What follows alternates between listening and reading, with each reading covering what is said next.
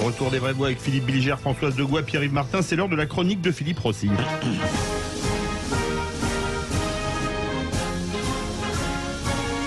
Bonsoir Philippe Rossi. Bonsoir. Et le député, non c'est plus la reine maintenant, c'est Renaissance à Stéphane Vojetta, voix rouge.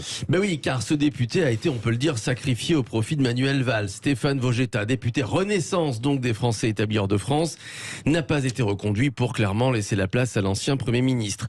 Officiellement candidat Renaissance dans la 5e circonscription des Français établis hors de France, qui regroupe donc l'Espagne, le Portugal, Andorre et Monaco, on peut le dire. Une circo taillée sur mesure pour Manuel Valls. Alors Manuel Valls crie au lait, Stéphane Vojetta lui crie tout court, en colère contre Christophe Castaner qui a justifié le fait que Renaissance ait investi l'ancien Premier ministre de François Hollande.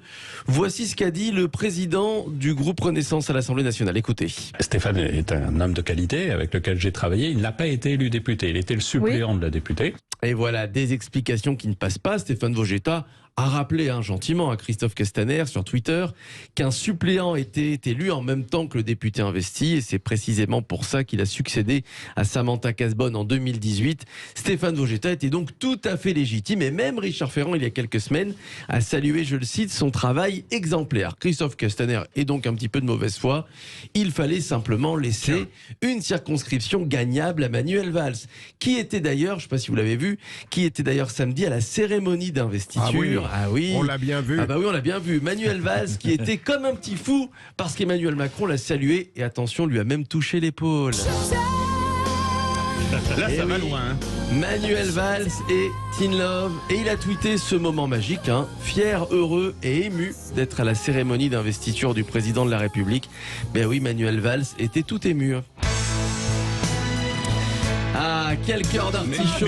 Mais l'Italie n'est pas dans la circonscription. Non. On lui met de l'italien, mais... Quel cœur d'artichaut ce Manuel Valls qui tombe amoureux avant chaque élection, franchement. Mais je pense qu'il n'est pas sorti de l'auberge Non, c'est vrai. Elle est bonne. C'est pas vrai. Non, mais Il va gagner. Stéphane Vojetta va se maintenir. Ah oui, il se maintient. Il l'a dit. Je suis pas du tout sûr que Manuel Valls gagne. Oui. Il va avoir du mal. Il va avoir du mal, il va bien ramer, ça lui fera bien les pieds. Pardon, c'est une réflexion tout à fait personnelle, pardonnez-moi. Je vois que Philippe me regarde. Non, mais gros ils yeux vont essayer noirs. de se donner les stockades probablement, comme c'est en Espagne. On poursuit, mon cher Philippe, avec le coup de gueule de François Hollande. Oui, pas content l'ancien président, pas content que la France insoumise ait investi une candidate dans son ancienne circonscription de Corrèze. J'ai vu que dans l'accord, le fameux accord, on avait réservé cette circonscription à la France insoumise. Alors je trouvais que c'était une forme d'élégance, de courtoisie. J'ai été député dans cette circonscription pendant 24 ans.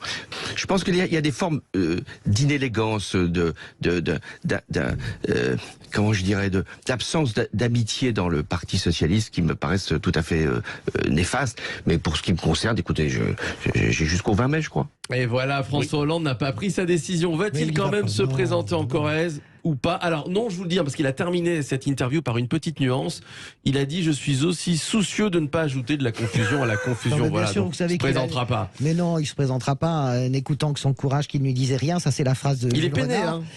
Comment? Il est peiné. Non, pas du tout. Écoutez, vous savez, l'élégance de François Hollande, je vous le rappellerai, en 2012, Jean-Luc Mélenchon, le soir du premier tour, a fait 12%. Il appelle à voter François Hollande en disant « Votez pour lui comme si vous votiez pour moi. Pas de problème. » En échange, il dit « J'affronte Marine Le Pen en frontal à Hénin-Beaumont. Ça serait bien que j'ai pas de candidat socialiste. » Ah, manque de bol, il y en a un qui a été maintenu avec Hollande qui disait mais je peux rien faire. Voilà, c'est la guerre, c'est la vie de la politique. Il le sait parfaitement et on va pas pleurer sur François Hollande. Ah non, ça non. Il peut pas passer son temps, si vous voulez, à taper sur. Il peut pas passer son temps à taper, à cracher sur Jean-Luc Mélenchon depuis des mois et des années, tout ça parce qu'il a gagné le référendum en 2005 et après vouloir qu'on ait pitié de lui dans la. Philippe Rossi, on a parlé de l'Espagne, du Portugal. François Hollande ne va pas être candidat aux Pays-Bas. Non. Allez, on termine, on n'a plus trop le temps avec cette petite absence, ça arrive, signé Laurent Fabius lors de la cérémonie d'investiture. Laurent Fabius qui a proclamé les résultats officiels de l'élection présidentielle, c'est son rôle, mais il a voulu faire un excès de zèle, il a voulu apprendre son texte par cœur, il n'aurait pas dû. Au second tour de l'élection présidentielle, vous avez recueilli 18 678 639 voix. Alors, c'est pas tout à fait ça. Laurent Fabius a oublié une centaine de milliers de voix. J'ai la mémoire qui flanche. Ça arrive. En fait, c'était 18 768 639 électeurs qui ont voté pour Emmanuel Macron. Soyons précis. Soyons précis, c'était précis. Vous avez regardé dans les Philippe Bilger, je rêve, vous avez vraiment regardé cette cérémonie d'investiture? Ah ben, bien sûr, ma chère Françoise, et je pensais à Giscard en voyant l'erreur de Fabius. Giscard était capable de faire un discours de 2 heures sur le budget. En tant que ministre des Finances, pas une erreur. Oui. C'était pas comme Krasuki avec les chiffres dans les vidéos qui avait fait le buzz il y a quelques années. Merci beaucoup Philippe Rossi. Les vraies voix à 18h30, notre grand débat embargo sur le pétrole russe. Craignez-vous une nouvelle flambée du prix à la pompe? Vous êtes 98,2% à dire oui.